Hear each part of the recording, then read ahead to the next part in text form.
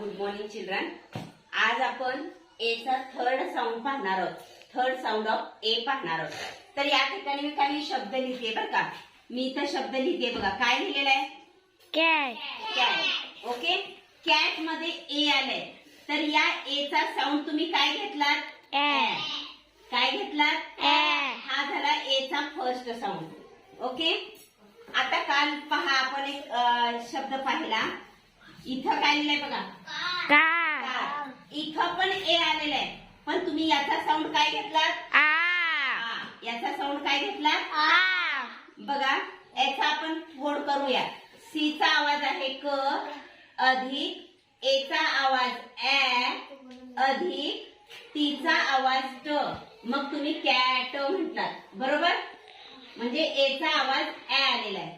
याची जर फोड केली सी चा आवाज क अधिक ए चा आवाज आ अधिक आर चा आवाज र. मग तुम्ही याचा उच्चार केलात कार. बरोबर. दोन्हीकडे ए आलाय पण ए चा फर्स्ट साऊंड ए आणि सेकंड साऊंड आ आलेला आहे. ओके. आता मी इथे एक शब्द लिहिते. तुम्ही तो पाहायचा आहे. त्या शब्दाचा उच्चार तुम्हाला जमत असेल तर बघा. काय लिहिलंय रे? बॉल. बॉल. उच्चार तुम्ही काय केलात? बॉल. काय केलात? बॉल. म्हणजे तुम्ही काय केलात?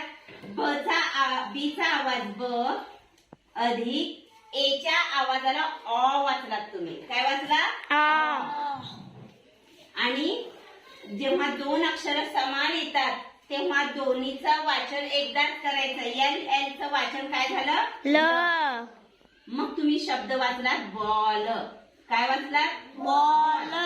बॉल. बॉल. ओके. मग इथं ए चा आवाज आलेला आहे ऑ. ए चा आवाज काय आलेला आहे? ऑ. म्हणजे ऑ हे ए चे थर्ड साऊंड आहे. तिसरा आवाज आहे ए चा. म्हणजे बघा ए चा पहिला आवाज ए, दुसरा आवाज आ, तिसरा आवाज ऑ. मग तुम्हाला प्रश्न पडला असेल की ए कधी वाचायचं, आ कधी वाचायचं आणि ऑ कधी वाचायचं. तर पहा जास्तीत जास्त शब्द जर तुम्ही वाचत गेलात, जास्तीत जास्त शब्दांच्या स्पेलिंग लिहित गेलात तर आपोआप तुम्हाला या ए च्या तीनही चार आवाज आहेत. खरं आज आपण तिसरा आवाज पाहिला, उद्या चौथा आवाज पाहणार आहोत. तर चारही आवाजांचा फोर साऊंडची ओळख, फोर साऊंडचा सराव तुम्हाला नक्कीच होईल. तर आपण आज काय करूया की ऑ साऊंड असलेले ए चा थर्ड साऊंड ऑ असलेले अनेक शब्द आपण इथं वाचन घेणार आहोत. जेणेकरून तुम्हाला लक्षात येतील की ऑ साऊंड असलेले कोणती शब्द आहेत ते. ओके. तर ही शब्द वाचा, लिहा आणि वारंवार त्याचा सराव करा. चला आपण पाहूयात शब्द. तर आता आपण या शब्दांचं वाचन करूया थर्ड साऊंड ऑफ ए. आता पहा इथं टी दिलाय. काय दिलेलं आहे? टी. टी चा आवाज आहे ट. ट च्या पुढं ए दिलाय म्हणजे थर्ड साऊंड आहे ऑ म्हणून हे झालं टॉ. Double L. दोनदा एखादा अक्षर आलं तर त्याचा उच्चार एकदाच करायचं. म्हणजे एल चा आवाज आहे ल म्हणून टॉल. हा शब्द तुम्ही कसा वाचणार? टॉल.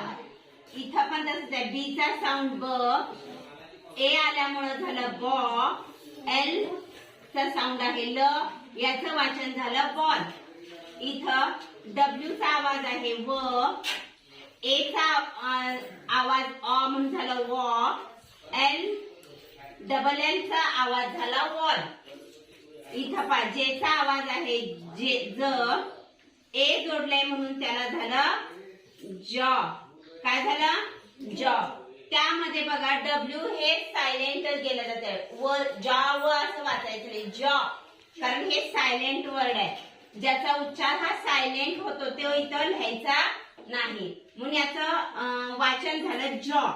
सेम हे पण तसंच आहे. आर चा आवाज आहे र, ए चं साऊंड ऑ म्हणून हे झालं रॉ. डब्ल्यू हे सायलेंट आहे म्हणून त्याचं वाचन करायचं नाही. एस चा आवाज आहे स, ए चा आवाज ऑ म्हणून हे झालं सॉ. हे काय झालं? सॉ.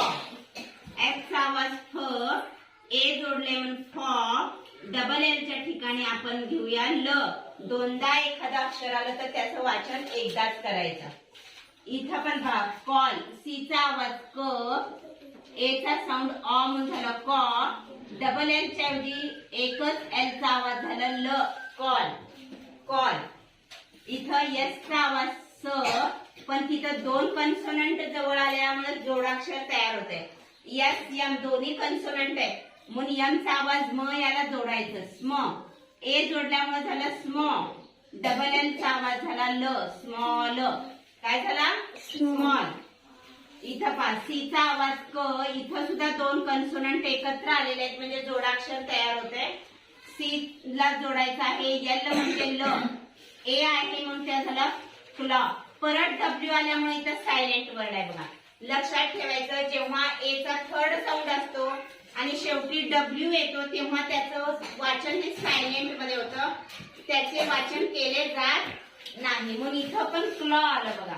इथं एच चा आवाज आहे ह, ए जोडल्यामुळे झालं हॉ. डबल एल म्हणजे ल, हॉल. इथं पहा व डब्ल्यू चा आवाज आहे व, ए जोडल्यामुळे झालं वॉ. एस एच म्हणजे श, वॉश. एम चा आवाज म, ए जोडल्यामुळे झालं मॉ. डबल एल चा आवाज ल, मॉल. इथं एस चा आवाज स, त्याला पुन्हा दोन कन्सोनंट आले, टी जोडले म्हणून त्याला ट जोडायचं. परत आर जोडले म्हणून परत एक त्याला आर अशा पद्धतीने जोडायचं. ए चा आवाज स्ट्रॉ.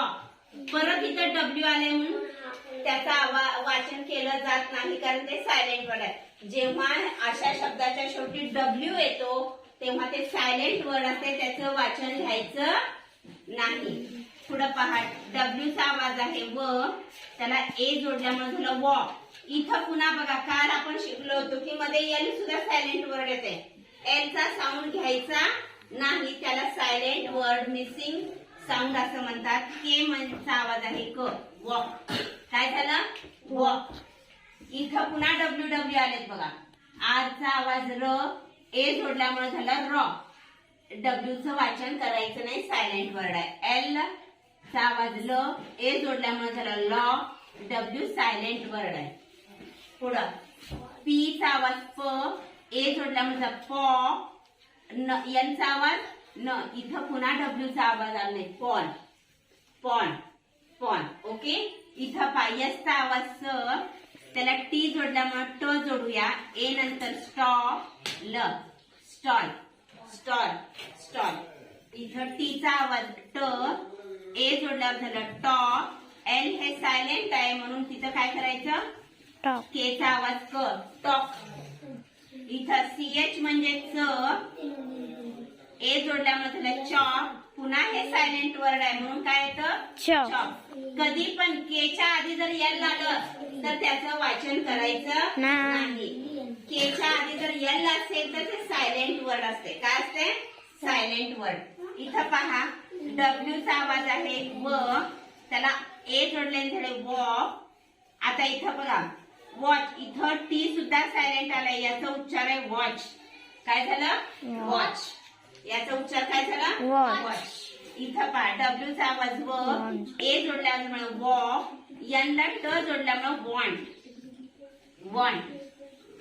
जेव्हा टी सी एच येते तेव्हा त्याचा आवाज स होतो, हे लक्षात ठेवा. टी सायलेंट जाते. टी सायलेंट वर्ड ते लक्षात. कॅच मध्ये पहा, वॉच मध्ये पहा, मॅच मध्ये पहा. टीचा आवाज किंवा टी हे वाचलं जात नाही, टी हे सायलेंट असते. लक्षात ठेवायचं.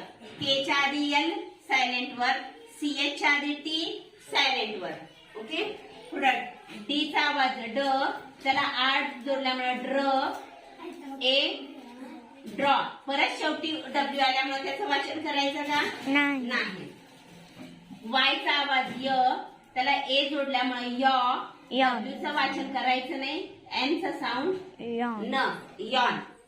पुढं पा ए चा आवाज ऑ, डबल एल आल्यामुळं ल, ऑल. ऑल. ऑल. सी चा आवाज क, त्याला आर जोडल्यामुळं क्र, ए जोडल्यामुळं क्रॉ. डब्ल्यू चा आवाज करायचा नाही, डब्ल्यूचं वाचन करायचं नाही, क्रॉ. एस एच चा आवाज श, त्याला ए जोडल्यावर झालं शॉ, ल. पुन्हा इथे डब्ल्यू सायलेंट वर्ड आलं बघा. म्हणजे ए चा थर्ड साऊंड मध्ये डब्ल्यू हे सायलेंटच आहे, हे लक्षात ठेवायचं. S Q. एस क्यू हे दोन्ही कॉन्सोनंट आले म्हणून स ला क्व जोडलं. क्यूचा आवाज आहे क्व. परत पहा यू म्हणजे अ, तो स्क्व मध्येच येतो आणि त्याच्यानंतर ए आले म्हणजे स्कॉ. स्कॉ ड स्कॉड. एस चा आवाज एस, व जोडलाय म्हणून स्व. परत ए आहे म्हणून स्वॅ. स्वा न स्वान स्वान. सी चा आवाज क्र सी, आर जोडलाय म्हणून क्र, ए जोडल्यामुळे क्रॉ. डब्ल्यू सायलेंट, एल चा आवाज क्रॉल. एल चा आवाज क्रॉल. तर अशा पद्धतीने आपण थर्ड साऊंड ऑफ ए पाहिलेले आहे. याचं वाचन पाहिलेलं आहे. वाचन करीत असताना शेवटचा डब्ल्यू हा सायलेंट वर्ड असतो. के च्या आधीचा एल हा सायलेंट वर्ड असतो. ज्या ज्या शब्दामध्ये टी सी एच येतं तेव्हा टी हे सायलेंट वर्ड असतं. फक्त सी एच चा च आवाज आपण करणार असतो.